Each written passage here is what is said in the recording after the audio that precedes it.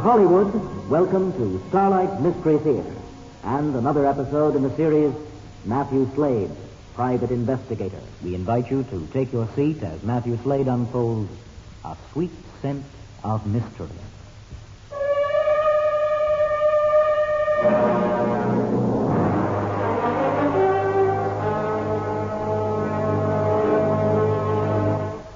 In my job, the hours are odd. So are the circumstances and the people I meet. You could even call some of them dangerous. My calling card reads, Matthew Slade, Private Investigator.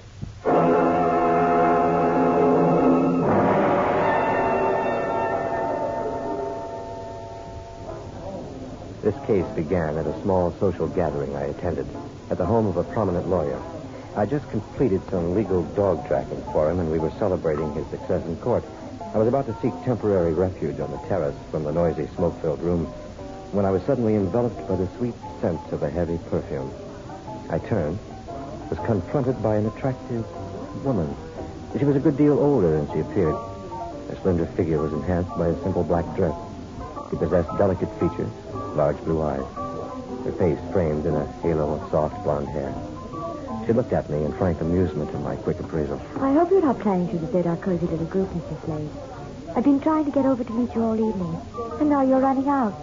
Is that fair? Just stepping out for some fresh air. It is rather stuffy in here. Mind if I join you? I'd be delighted.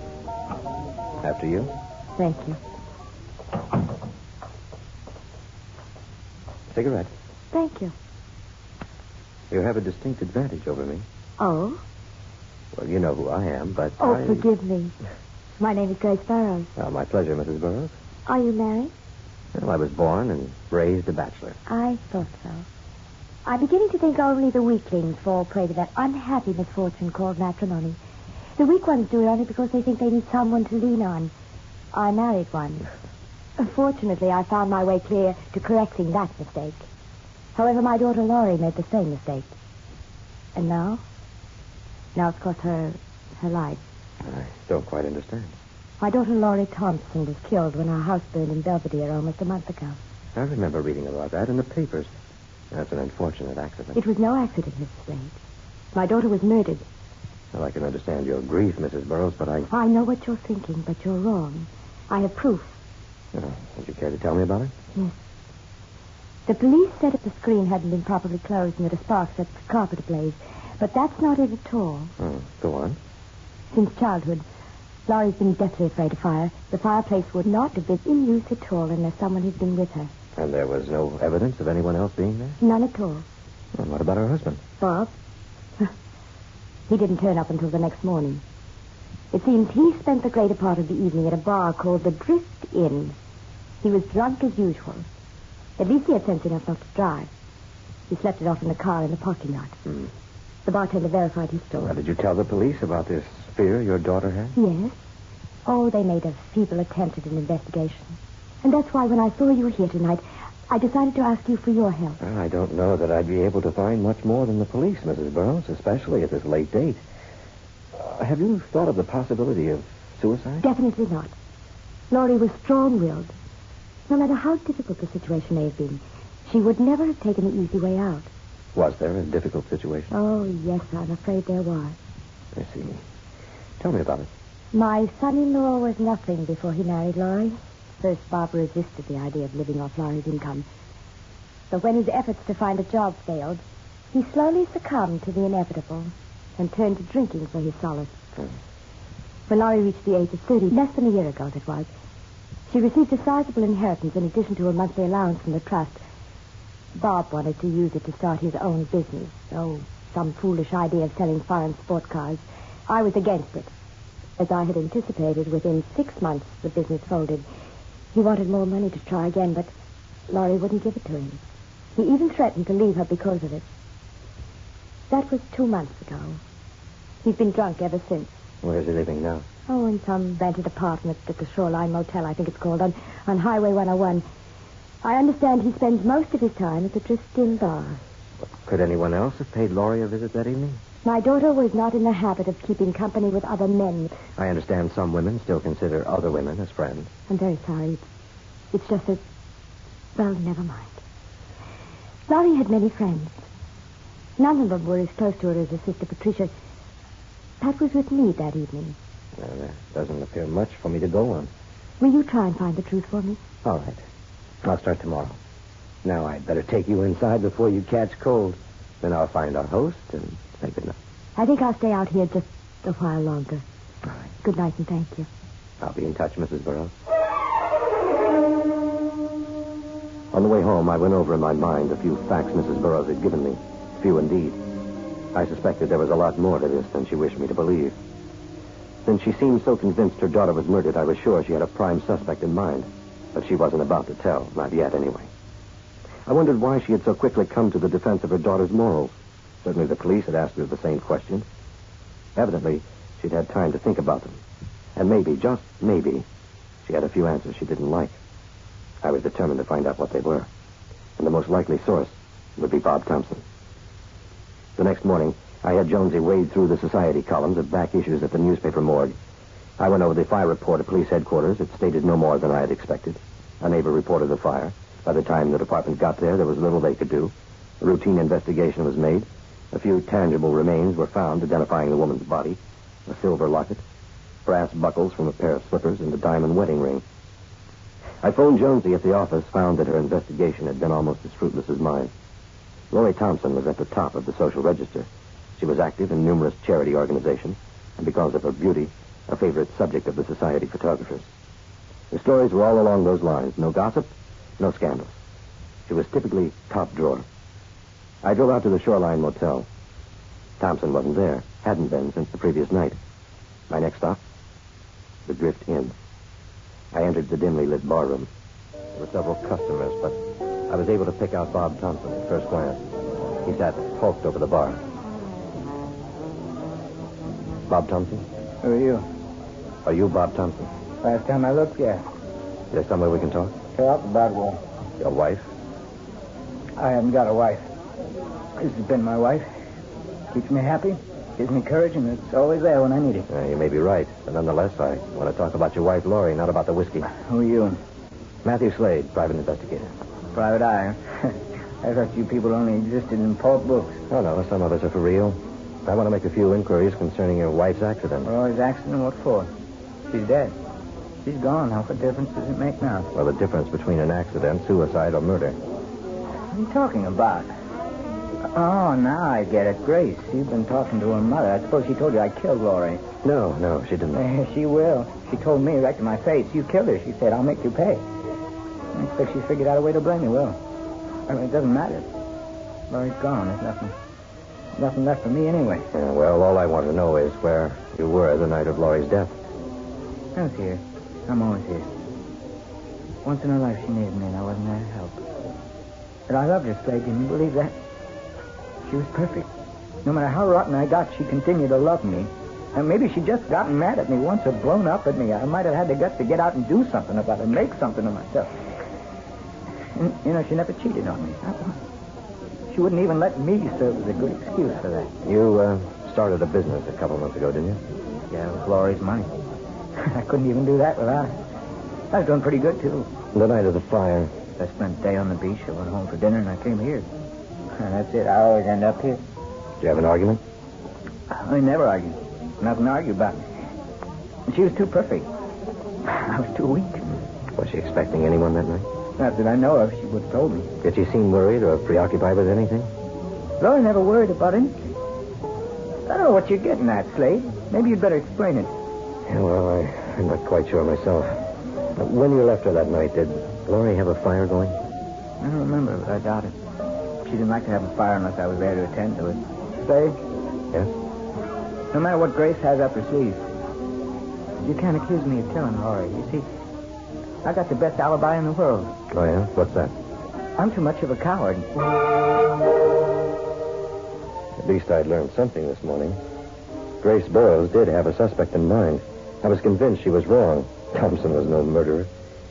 I got back to the office in time for lunch and found Jonesy amidst a stack of old newspaper clippings.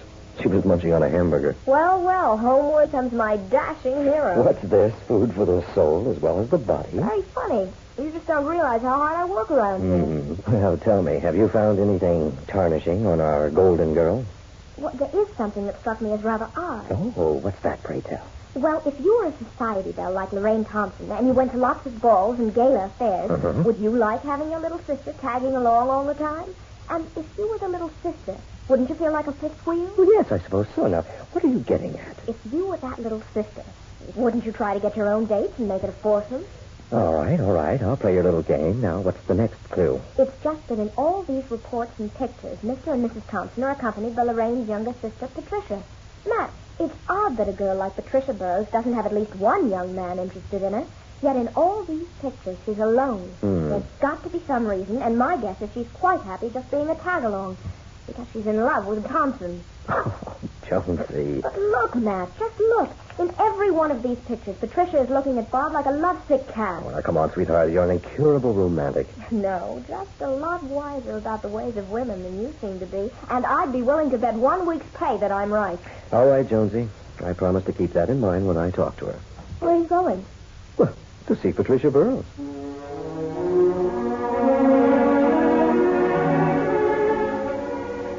The Burroughs home, located in Forest Hills, was a southern colonial, surrounded by spacious, tree-shaded grounds. I was greeted at the door by a uniformed butler and shown to a richly furnished library where I was told to await Mrs. Burroughs. A few moments later, she appeared, preceded by that familiar heavy wave of perfume. Have you brought news? Not exactly, but I would like to talk with your daughter. Mr. Slade. Yes? Maybe I'm just getting cold feet, but everyone seems to think I'm making a big thing of this, possibly to the point of making a complete fool of myself. Just who is everyone? Well, William, for one. He seems to think that... William? Excuse me, who's William? William Jennings. He's been a family friend for years. I value his advice. He advises that you discontinue the investigation? Yes. He feels that even if Laurie was murdered, there's nothing we can do about it now. The police are satisfied it was an accident, and there'd be such unfavorable publicity. Mrs. Burroughs, at the moment, I can't be positive that your daughter was murdered. I don't even have a good suspect. But I'm curious enough now to continue the investigation, to find out the truth. You were right, Mr. Slade. I too want to know the truth, no matter what you may find. Anything will be better than not knowing, never being sure. Well, I can assure you that everything will be done quietly. And now, if I may, talk with Patricia. Of course. I'll have Malcolm show you the way to the pool. Patricia Burroughs was sunning herself beside an Olympic-sized pool. My nostrils picked up the aroma of the same perfume worn by her mother. She looked about 21, 5'2", I guess about 98 pounds. And she was cute. Very cute. Miss Burroughs. Patch to you, Mr. Slade. I've been wondering when you'd get around to me. Please sit down. Had I known what I'd be getting around to, I would have made it sooner. Flattery will get you everywhere. Now, what are we going to talk about? Your sister. Tell me, was she unhappy with her marriage? Well, she and Bob could have had more of an exciting life if she just let herself go. But she felt Bob needed the quiet life. If you asked me, it was the other way around. Would you care to elaborate on that? Well, Laurie was afraid of life. She used Bob as an excuse to shy away from really digging in and enjoying it. Was she in love with him? In a way, I suppose. But it wasn't the kind he needed. She was more like a mother than a wife. As an outside observer, Mr. Slade, one often sees more than the participant. As an outside observer, I'd say you were in love with him. The more I got into this case, the less sense it made. I had long since discarded my first thoughts that Lorraine Thompson committed suicide. She was too sensible and well-adjusted for that. Maybe it was an accident. Maybe I was on a wild goose chase. Nevertheless, with her fetish about fire, someone must have been with her that night. But who? And if so, why didn't that someone try to help her? Or come forward with an explanation? I was right back where I started. The suspects were fading in and out like a fast-action B-movie. I was convinced that Bob Thompson was innocent. Patricia was admittedly in love with her sister's husband, but I doubted that she'd killed because of it. Then there was William Jennings. If he was in love with Laurie, then where was his motive for murder? Had she been seeing him on the sly? The possibilities were endless. But it all added up to a big fat zero. After a sleepless night of wrestling with my theories, I showered, dressed, and headed for the office.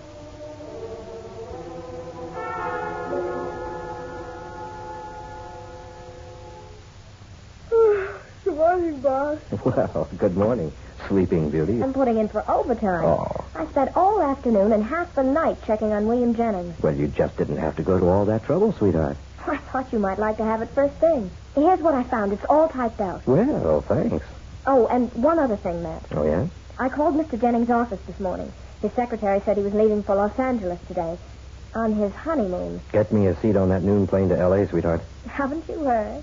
3 o'clock. No, it can't be helped. I've got some questions that won't wait for answers, and you can drive me to the airport. I'll even buy you lunch before I leave. A real, honest-to-goodness lunch? How's about something like, a filet? You just bought yourself a chauffeur, mister.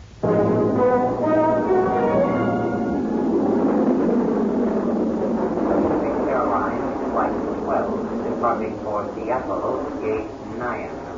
West Coast Airlines, Flight 417, departing for Los Angeles, Gate 7. Final call, all aboard, please. A quick check with the airline gave me Jennings' Hotel, the Sunset Palms, a typical Hollywood facade surrounded by a few palm trees and concrete landscaping. I entered the glass-enclosed lobby, went to the desk, slipped a blank sheet of paper into an envelope, addressed it to Jennings, and watched the clerk place it in box 303. I made my way around the crowded poolside to the elevator, and minutes later, located Jennings' room on the 3rd floor. Who is it? Matthew Slade. I'd like to talk to you. I don't know anyone by that name. You must have the wrong room. Or maybe you know more about the name Lorraine Thompson. Now, look here. I don't know who you are or what business you have concerning Lorraine, but I happen to be on my honeymoon. I'm well aware of the fact that you not only know who I am, but that I'm working for Grace Burroughs to investigate her daughter's death. Let's talk about it. Come in. My wife knows nothing of my acquaintance with Lorraine. She's in the next room. You and Lorraine Thompson were very good friends. I've known her since we were children. Were you in love with her? I suppose our relationship could have been misconstrued by some people. When did you see her last? The night of the death. She called me. Anyway, she wanted my advice. So you went over, right? I arrived about an hour after her call, about 9:30, but she wasn't there. I waited around for a while, then I went home. Were you curious as to where she might have gone? I'd suppose she'd gone for another one of her therapy drives. That was her pet name for it. Whenever she had a problem, she'd get in her car and just drive. Yesterday, Grace Burroughs told me that you had advised her against continuing the investigation. Why? I thought the publicity would do her a great deal of damage. Are you sure you weren't trying to hide something? Now, look here. I've been more than generous in humoring you and your insinuations. I've told you all I know. And if you don't mind, I'd appreciate you leaving. I could turn you into the police for withholding evidence, but I guess I'm just a romanticist at heart. You know, your honeymoon and all that. Besides, I think you've forgotten a few things. And you may want to tell me them later. Adios. The heavy wave of perfume so familiar to Mrs. Burroughs and to her daughter Pat was much in evidence in room 303 of the Sunset Palms. I was about to calculate my next move when...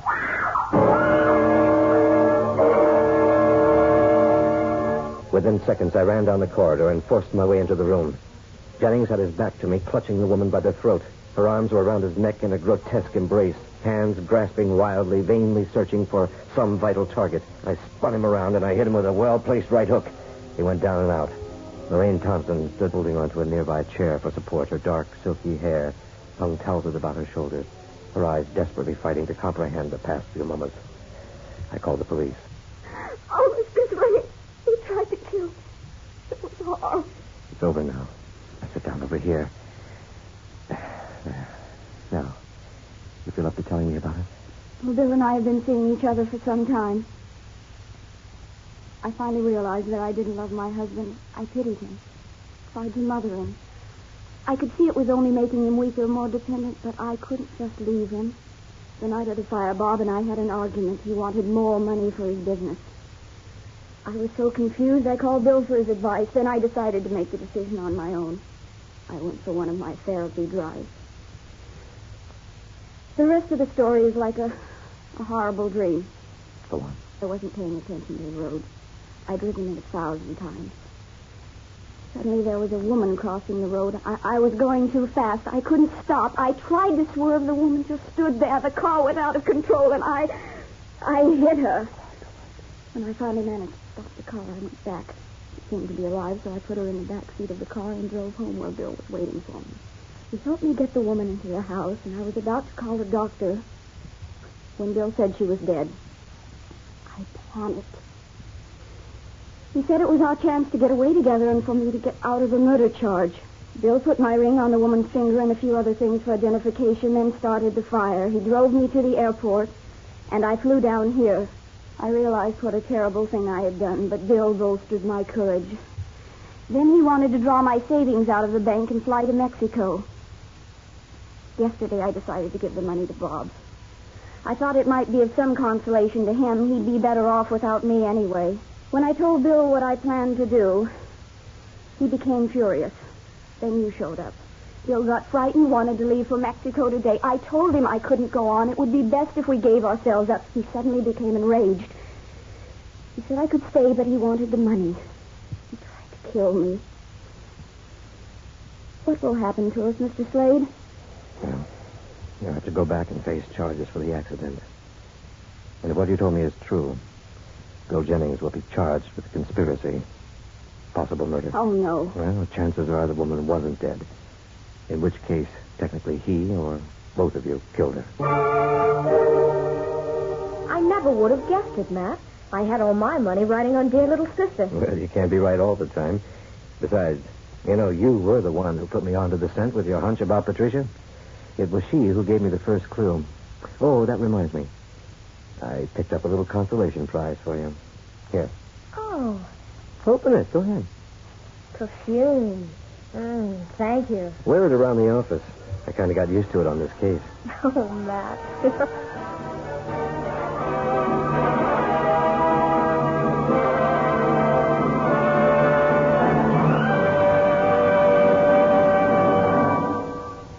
This is the United States Armed Forces Radio and Television Service.